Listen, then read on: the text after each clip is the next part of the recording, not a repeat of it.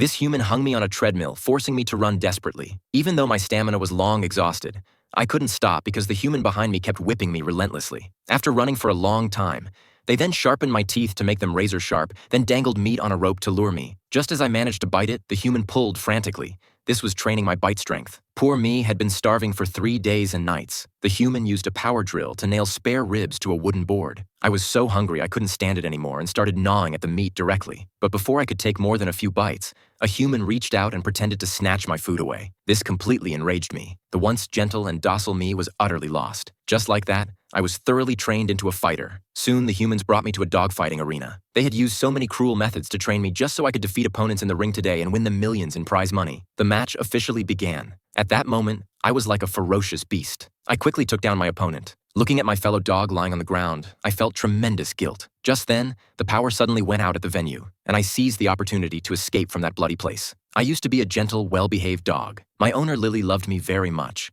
but her father was a butcher who despised dogs. That day, her father locked me in the bathroom. Frightened in the middle of the night, I howled incessantly. My owner came to the bathroom and played a small trumpet for me. After hearing the music, I calmed down. My owner even slept with me in the bathtub for the night. On the way home that day, her father threw me out of the car. I didn't know what I'd done wrong. I chased after them, climbing up to the car window, begging my owner not to abandon me. But her father stepped on the gas and drove away. I kept chasing the car for a long time, but couldn't catch up. After wandering outside for several days, I was too hungry, so I went to a butcher shop looking for food.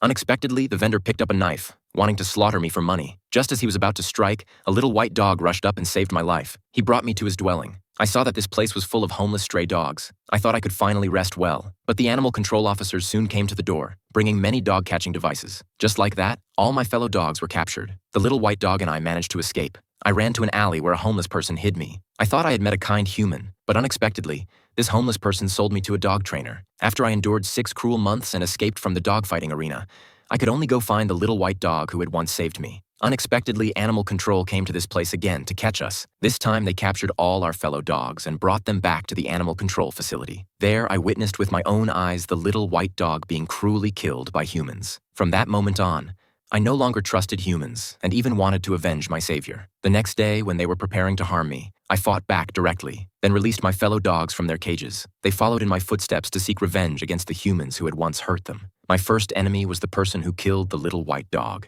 I leaped directly and knocked him down. Behind me, hundreds of fellow dogs were rushing forward. I would lead them in revenge against humans. In an instant, the entire city was filled with dogs. People fled in terror everywhere. I found my second enemy, the dog dealer who had sold me to the dogfighting trainer. With my command, hundreds of dogs swarmed forward. The dog dealer didn't even have time to react before he was gone.